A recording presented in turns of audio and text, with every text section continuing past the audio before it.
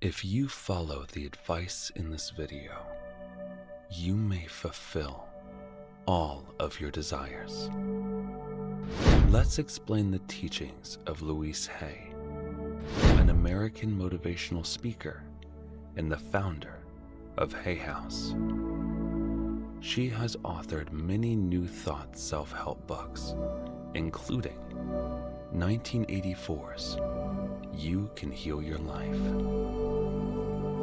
The question of veracity or veracity. As for responses, yes and no. It's not false. It is not true if you think it to be true.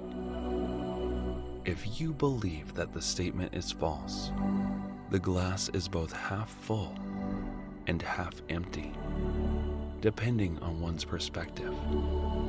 There are literally billions of possible thoughts.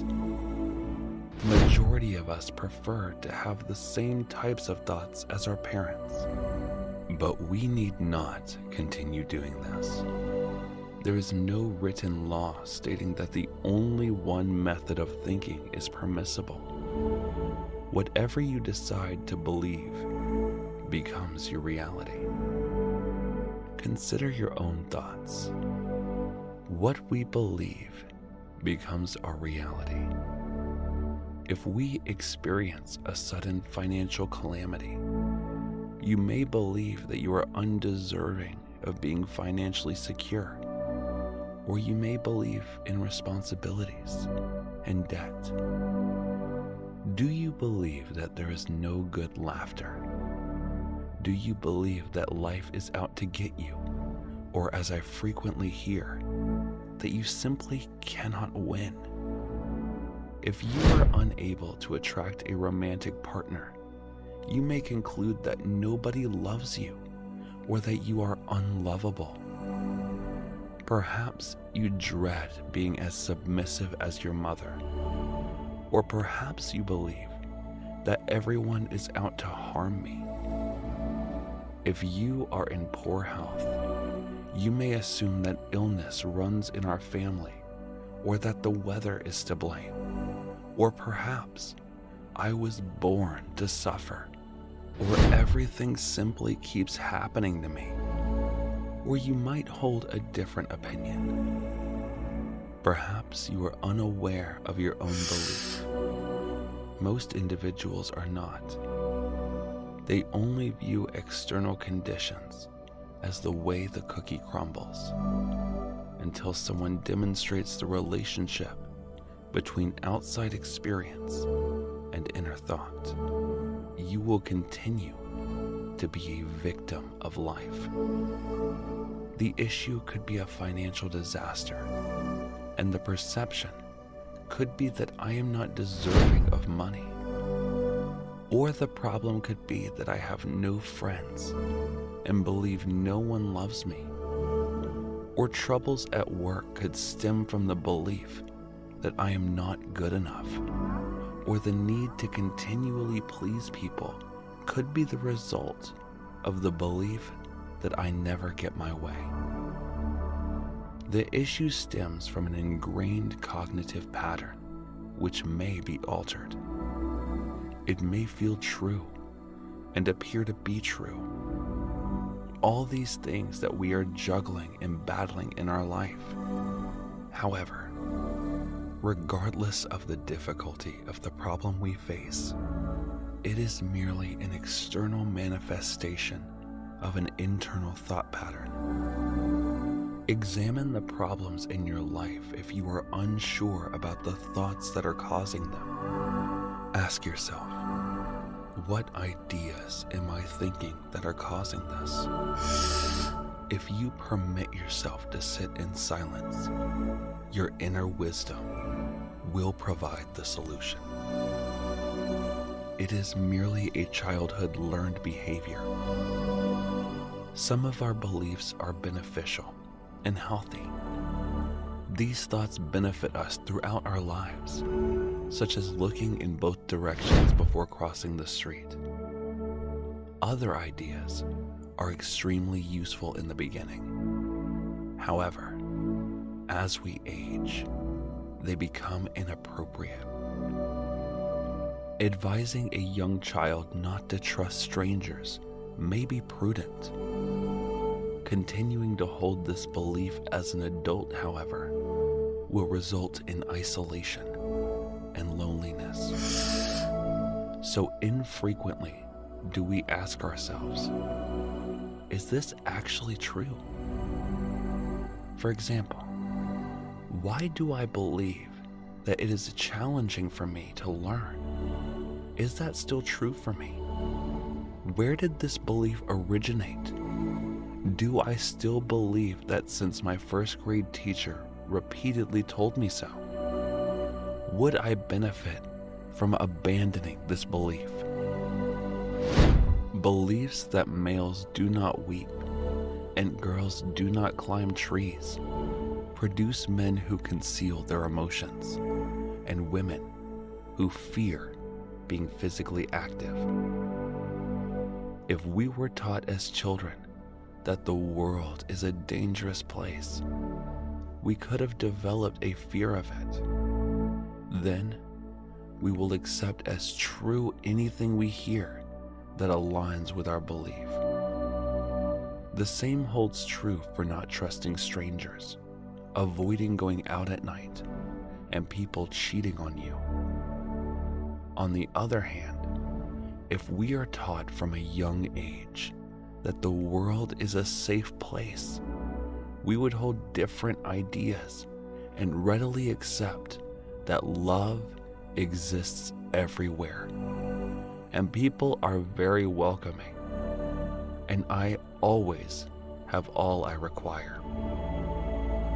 If you were taught as a child that everything is your responsibility and will go through life feeling guilty no matter what occurs, and you will be someone who is constantly saying, "I'm sorry." If you learn as a child that I don't count, you will always be at the end of the line, no matter where you are.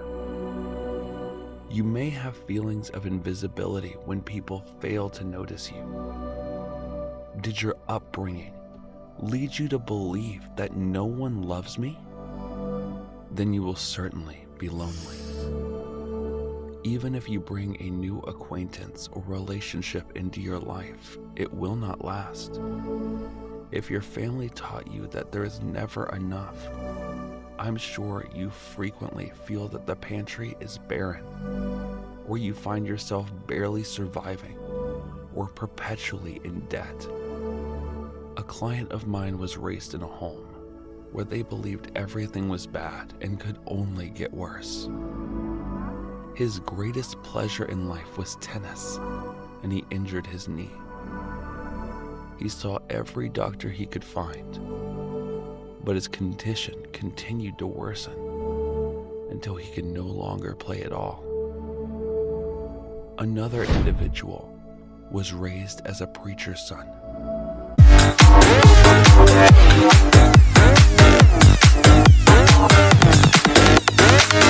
Let me break it down.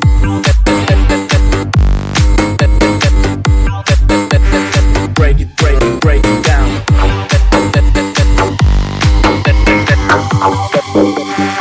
Em được ngã lưng lên một chiếc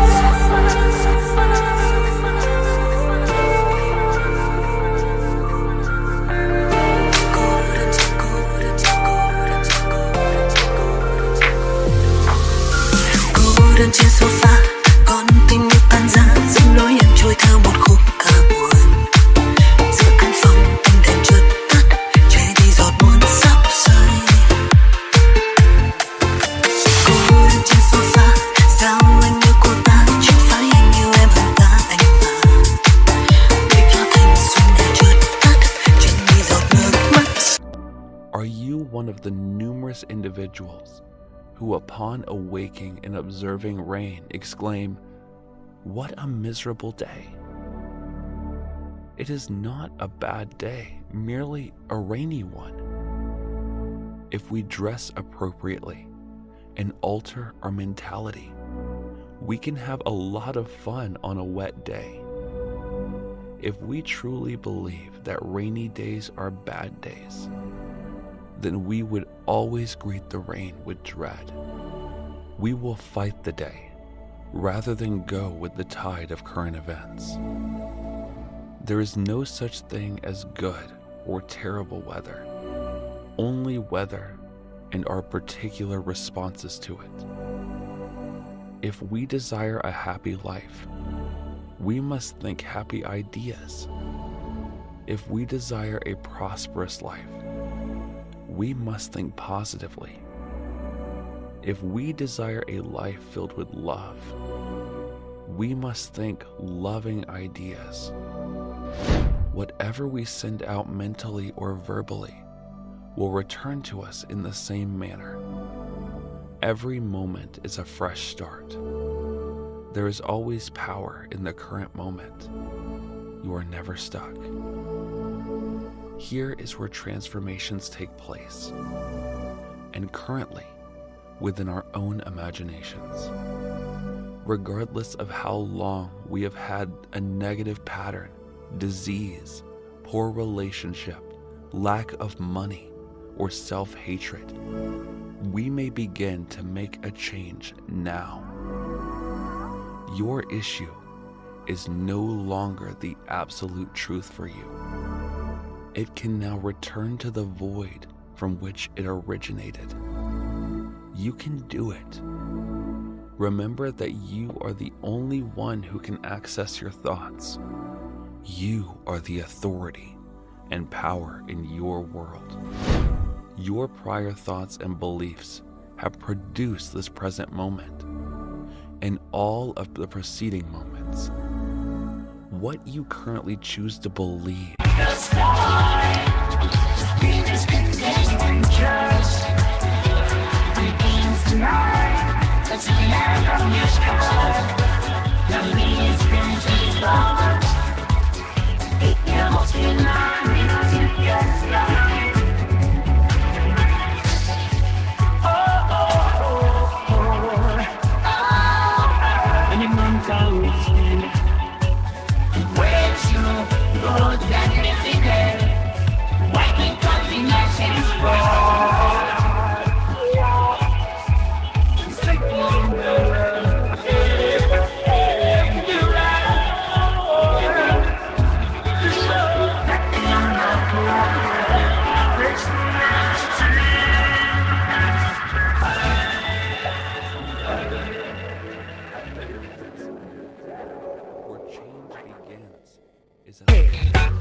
of power. Consider for a moment and pause your opinions. What are you currently thinking? Is it true that your thoughts influence your life? Would you want the thought you just had to become your reality? How do you believe this idea will return back to you, whether it is one of anxiety, anger, hurt, vengeance, or fear? It is not always simple to capture our ideas due to their rapid movement. However, we may immediately start monitoring and listening to what we say. If you catch yourself using negative language of any kind, stop mid-sentence and either rephrase it or eliminate it. You can even say it out loud. Imagine yourself in line at a cafe, or perhaps at a lavish hotel's breakfast buffet. Instead of plates of food, there are plates of thoughts, from which you may select any notion you desire. These ideas determine your future experiences. Now, it is unwise to choose concepts that will result in issues and suffering. It is similar to selecting meals that always make you sick. You may do this once or twice, but we quickly learn to avoid meals that disturb our systems. Let us avoid notions that generate troubles and suffering. Dr. Raymond Charles Barker, one of my earliest instructors, would often say, When there is a problem, there is not something to do. There is something to know. Our thoughts build our destiny. When anything in the present is undesired, we must utilize our brains to alter the circumstance, and we can begin our transformation immediately. It is my deepest goal that the first subject taught in school be how the mind functions. I never understood why it is necessary for children to memorize war dates. It seems like a waste of energy.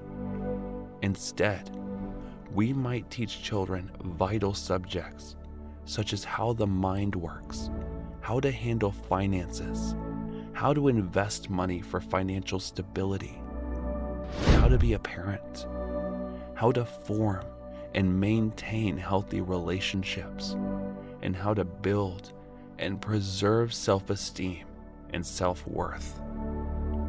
Imagine what a whole generation of adults would be like if they had been taught these subjects in addition to the standard curriculum. Consider how these realities would materialize. We would have happy individuals that are confident in themselves. We would have people who are financially secure and who enrich the economy by making prudent investments. They would enjoy harmonious partnerships. They would feel at ease as parents and raise another generation of youngsters who are confident in themselves. Each person would continue to be an individual expressing their own uniqueness. There is no room for delay. Let us proceed with our task.